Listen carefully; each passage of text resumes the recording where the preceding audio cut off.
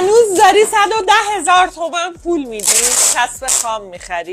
چقدر؟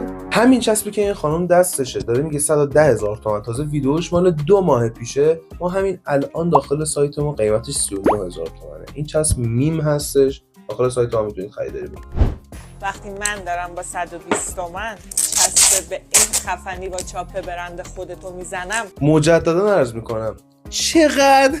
توی مجموعه ما فقط میتونی با حلقه 68,000 تومان چاپ بزنی با کیفیت خفن‌تر از این. تازه چسبی که دارن روش چاپ میزنن میگن با این کیفیت چسب الماس 43 میکرونه.